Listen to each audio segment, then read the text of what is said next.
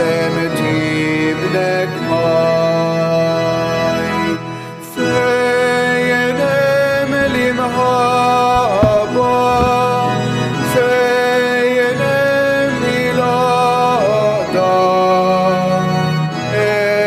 متعمرين تولي امين تشفي Fl-isem tal-Missier u tal-Iben u tal-Ispiritu Santu. Grazzja ta' Sidna Ġesu Kristu, l-imħabba tal-Alla l-Missier u l-għaqda fl-Ispiritu Santu tkun magħkom il-koll. Biex tiċċelebraw kif jixraq din il-liturġija mqazza, illum it-tnejn tat-tielet ġimgħa tal-Għid, nitolbu maħfra ta' ħtijietna.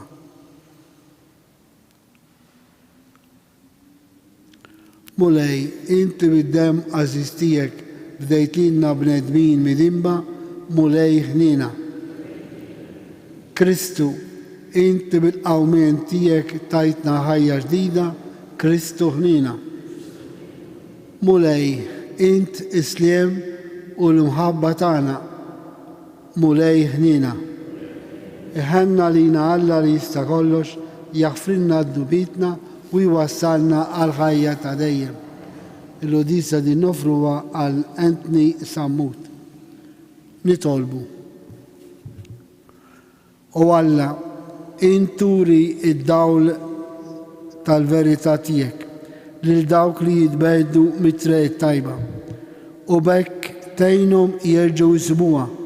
Għamel li kull min jistqar li hu nisrani ibiet minnu kull ma jtebba lil dan l-isem u jfittex biss dak li jagħmillu ġieħ. Bibnek Ġesu Kristu Sidna li hu Alla u miegħek jgħix u jisalta fl-imkien mal-Ispiritu Santu għal dejjem ta' dejjem.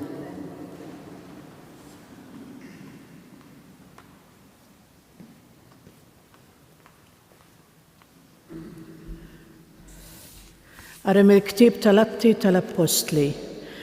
F'dak iż-żmien Stiefnu kollu grazzja u qawwa kien jagħmel mirakli u sinjali kbar fost il-poplu.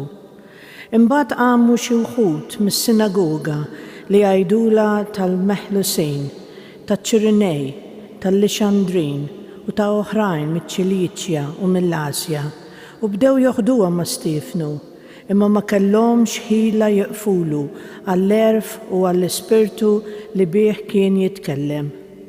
Imbagħad xewxu xi nies biex jgħidu aħna smajnieh jidej b'Musè u balla. Anqlu wkoll il-poplu u x-xjuħ u l-kittieba li ġew għal fuqu qabduh u ħaduh quddiem is-Sinedriju. U ġiebu xhieda folots biex jgħidu dan ir-raġel qatt ma jieqaf jitkellem kontra dan it-tempju mqaddes u kontra l-liġi.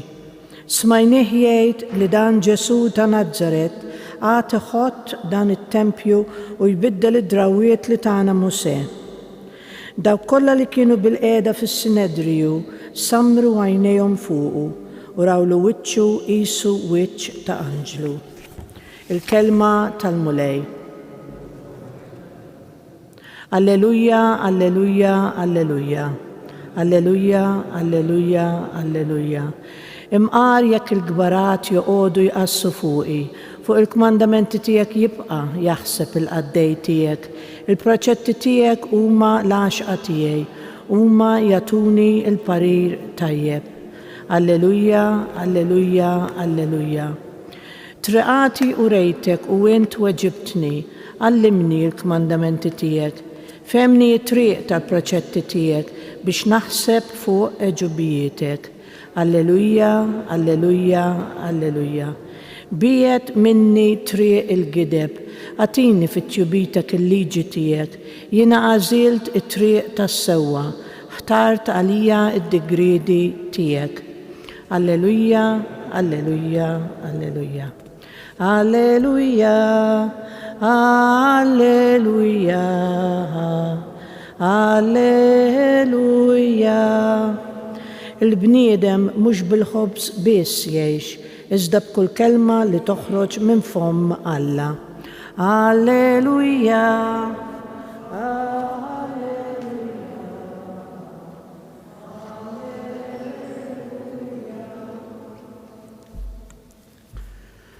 Il-mulej ma'kom. Qari mill-Vanġelu skont San Ġwan. L-għada li Ġesu mexxa fuq il-baħar, in-nies li kienu għadhom in-naħa l-oħra tal-baħar raw li hemmhekk ma kienux hemm ħlief dgħajsa waħda u li Ġesu ma kienx tela mad-dixxipli fiha. Imma id-dixxipli kienu marru weħidhom. Mela waslu xi dgħajjes oħra minn Tiberija qrib fejn kienu l-ħobż wara li Ġesu kien ratt il-ħaj. Iżda n-nies bdew meta raw li fuqhom la kien hemm Ġesu u lanqas id-dixxipli tiegħu telgħu fuq id-dgħajjes u marru lejn Kafarnawm ifittxu lil Ġesu. U meta sabuh in-naħa l-oħra tal-baħar staqsew: Rabbi, meta ġejt hawn? Ġesu weġibhom: tassew ngħidilkom, intom qegħdin tfittxuni mhux għax rajtu s-sinjali, imma għax kiltu mill-ħobż u xbajtu. Tħabbtu mhux għall-ikel li jgħaddi, iżda l-ikel li jibqa' dejjem għall-ħajja ta' dejjem. Dak li l-bniedem jagħtikom għaliex lill-Alla l-Missier immarka bis-siġil tiegħu. Imma staqsew: x'għandna nagħmlu biex nagħmlu l-opri ta' Alla? Weġibhom Ġesu: l-opra ta' Alla hija din, li intom temmnu f'dak li huwa bagħad. Il-kelma tal-mulej.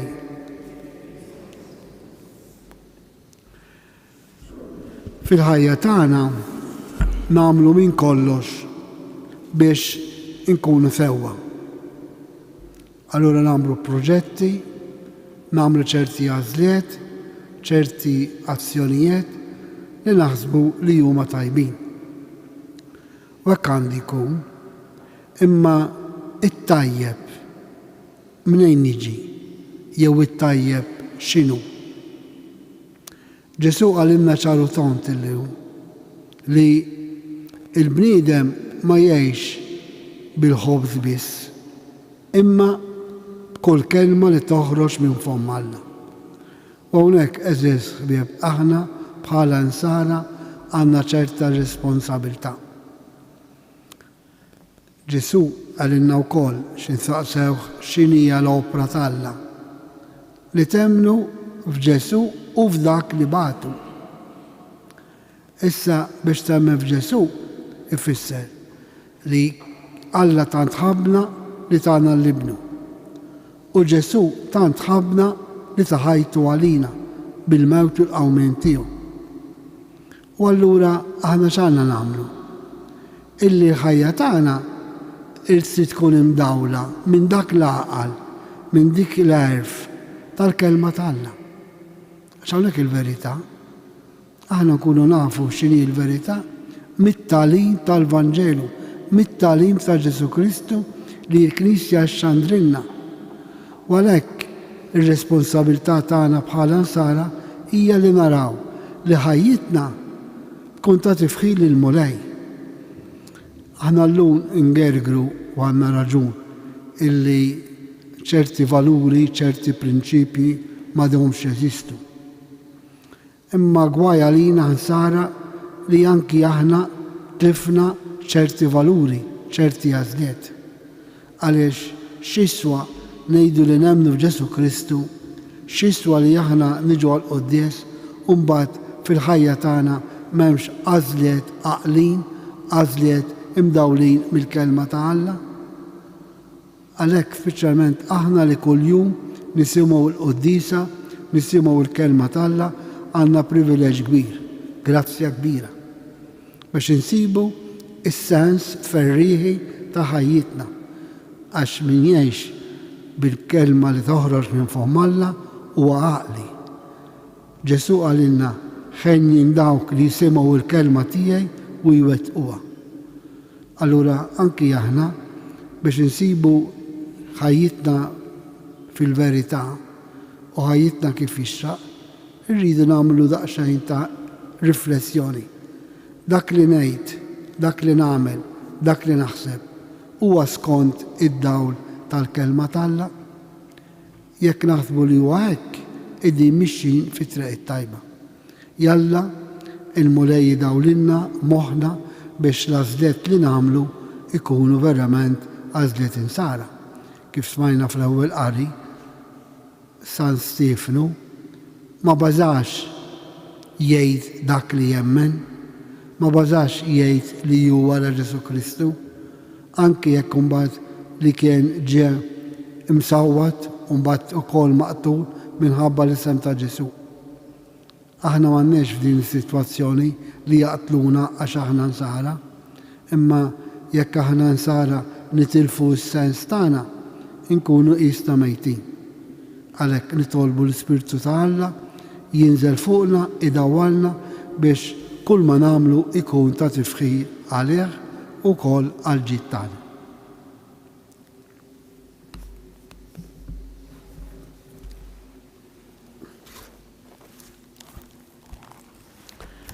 Ħuti eżies, nitolbu l-Alla missirna biex aħna ngħixu f'kull kelma li toħroġ minn fom ta' Kristu Ibnu, li miet għalina u għal dnubitna u kien imqajjem għal ġustifikazzjoni tagħna.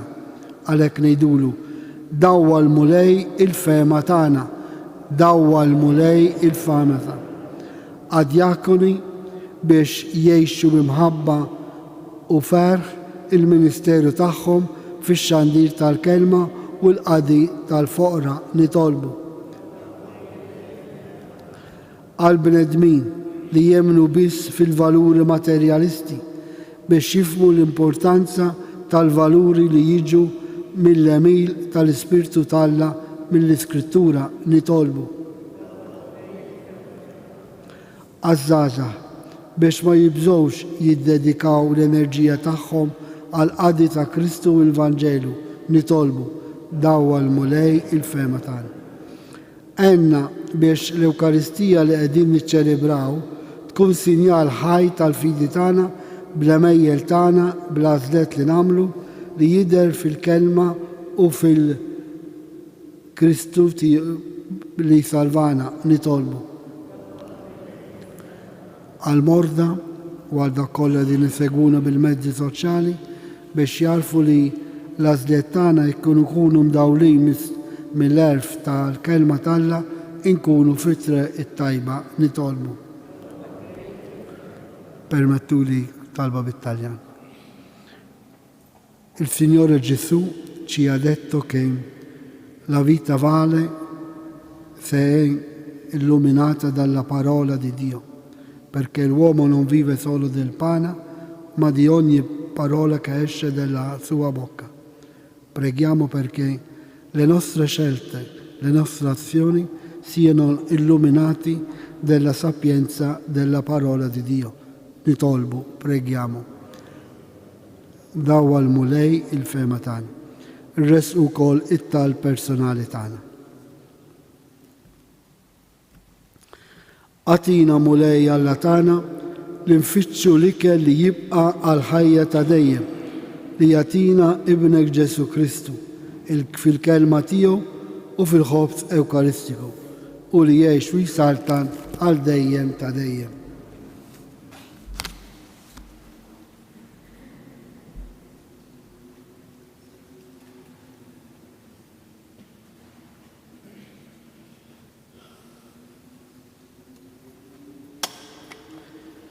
Imbierek int mulej Alla tal-ħolqien kollu, għax fit-tibita jtajdna dan il-ħobs li din nofrulek, frott tal-art u xogħol il-bniedem li minnu jisralina il-ħobs tal-ħajja.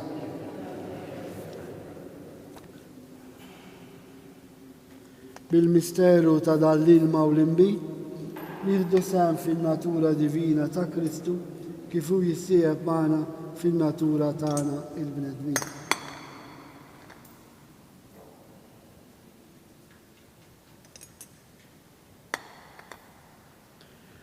Imbierek int mulej Alla tal-ħolqien kollu, għax fit-tjubitek tajdna dal-imbit li din nofrulek, frott tad-dilja u xogħol il-bniedem li minnu jisralina ix-xorb tar-ruħ.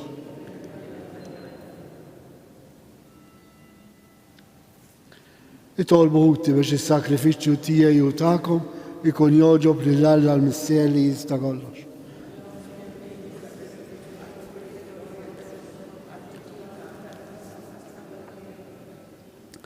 Jitla' quddiemek mulej it-talb tagħna flimkien mal-offerta li qegħdin nagħmlulek biex issa li jogħġbok tnaddafna miħtijietna nitħejjew għal ħajja tajba għas-sagramenti tal-ħnina tiegħek bi Kristu Sidna. Il-mulej magħkom, nerfu qlubna l-fuq, niżukħar lill-mulej Alla tagħna. Sewwa u xira tas-sew tajjeb u daġi tas-salvazzjoni tagħna li dolodu nistqarru il-glorja tiegħek, id-daffer akbar inxandruha f'dan iż-żmien li fih ġie issakrifikat Kristu, il-ħaruf tal-għid tagħna. U l-ħaruf tas-sew li naħħad nubietna bil-mewt tiegħu qeret il-mewt tagħna u bil-qawmen tiegħu kisbilna ħajja ġdida. Għalhekk flimkien mal-ferħ dan il-lejl imxandar ma' kull imkien fid-dinja, il-bnedmin kollha jitennew bil-għena u l-qawwiet tas-sema mas-setat tal-anġu l-qaddisin jinżrulek innu ta' glorja u bla għejda itennulek. Qaddis, qaddis, qaddis. Mulej Alla tal-eżerċiti, ismawitu l-arti mlija bil-glorja tiegħek, osanna fil-oli tas-smawiet. Imbierek minn ġej f'isem il-mulej, osanna fil-oli tas-smawiet. Qaddis tas-sew int mulej inti l-għajn ta' kull dusija. Qaddes għalhekk nitolbuk dal-offerti bil-grazzja tiegħek. Qaddes għalhekk nitolbuk dal-offerti bil-grazzja tiegħek biex isiru għalina il-ġisem u d-dam ta' Kristu. Li meta kien se jingħata biex minn rajħ jibati ħal ħobs, ratti l-ħaj, qasam tal id-disċipli tiegħu u qal: ħudu u kulu il-kol minn dan, għax dan huwa ġismi li jingħata għalikom.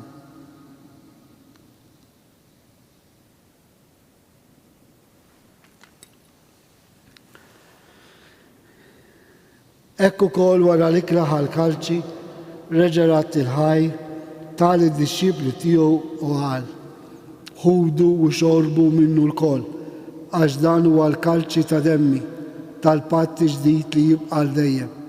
Id-dem li jixxerret għalikom u għall-bnedmin kollha għal maħfra ta' dnubiet. Għamlu dan tifkira tiegħi.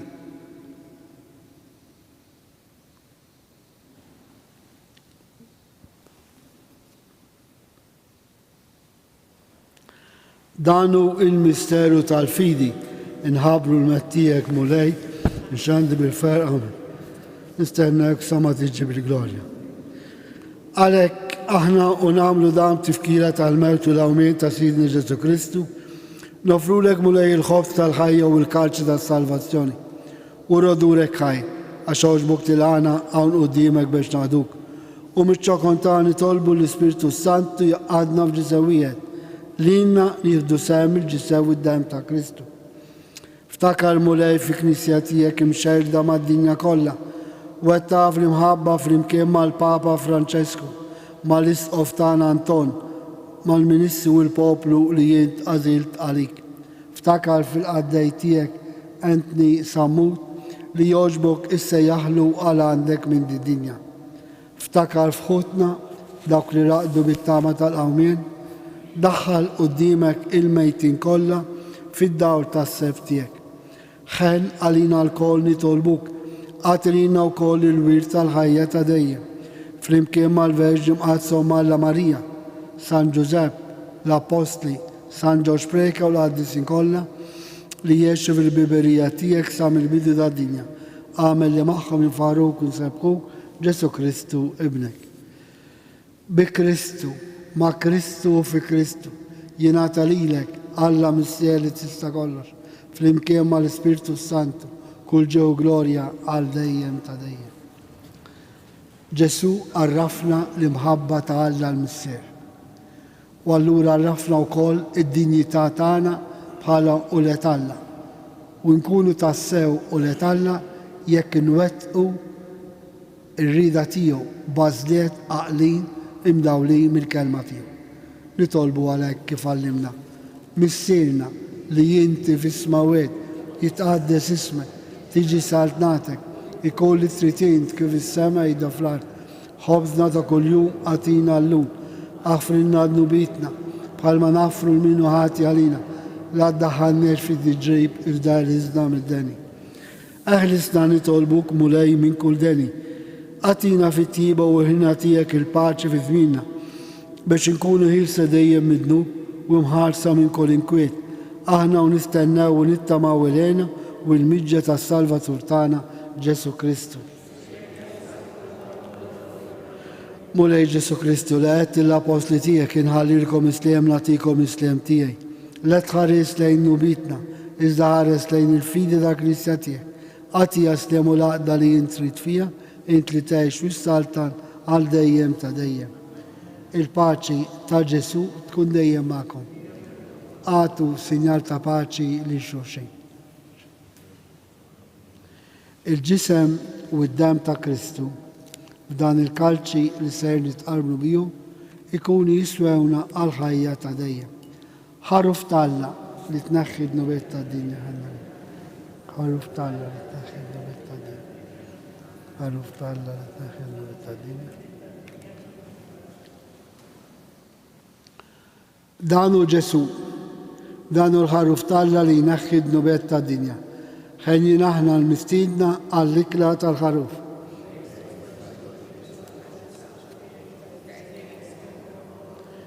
Il-ġisem ta' Kristu jħarisna l-ħajja ta' dejjem.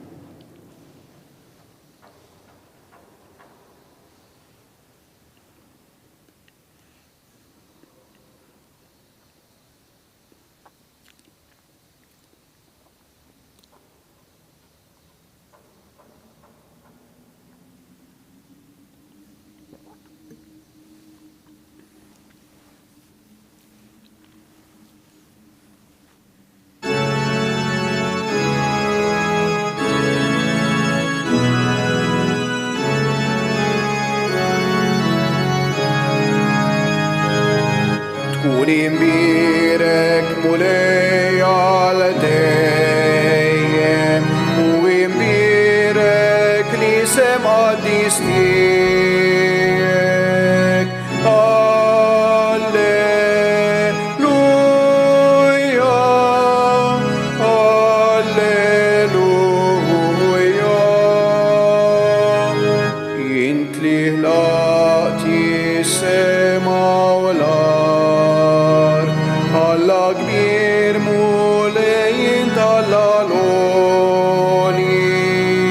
sultan għawi, tkun imbirek mulej, tkun imbirek mulej għal dejjem, u imbirek li semgħaddis tiegħek.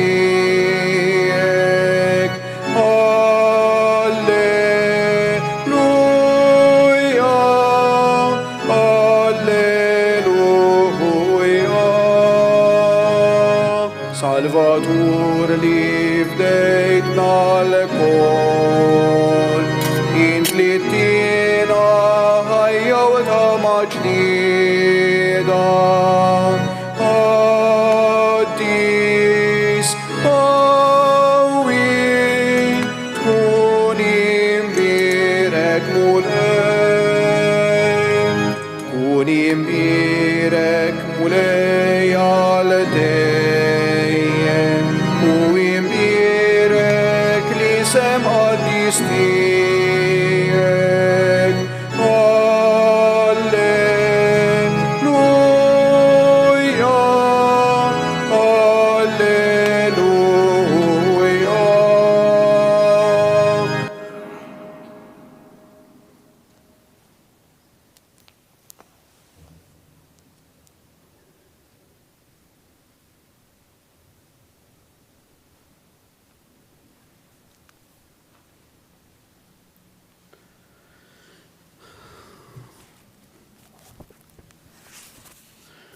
Inkomplu nfaħru l-mulej billi ngħidu għat li darbiet.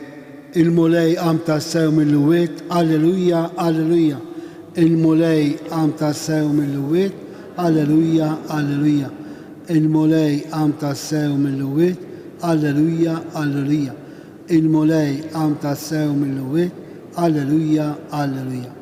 Nitolbu. U Alla ta' dejjem tista' kollox. Int ġeddidna għal-ħajja ta' dejjem bil-qawmien ta' Kristu mill-imwiet. Kattar fina l-frott tal-misteru tal-lej u imla ruħna bil-qawwa tal-ikel li salvana li hi l-kelma tiegħek bi Kristu Sidna. Qabel il-barka nitolbu l-interċessjoni ta' Marija u magħna wkoll ir-resq u t-talb ta' dawk li jgħidulna nitolbu għalihom minn dan is-santwarju biex id-dawl u l-għaqal ta' Alla jasal fi qlub ta' kulħadd. Ngħidu flimkien. Slima lik Marija, bil-grazzja mimlija, il-mulej miegħek, imbirkin divosti nisa, u mbirek il-frott tal-ġuf tiegħek Ġesu. Qaddisa Marija u Malla, tlob għalina metin bi, issa u fis-sija tal-mewt tagħna. Amen. Il-mulej magħkom. Iberikkom Alla li jista' kollox, il-Missier, l-Iben u l-Ispiritu Santu. Morru għejxu il-paċi ta' Kristu. Il-ġurnata tajba lil kulħadd.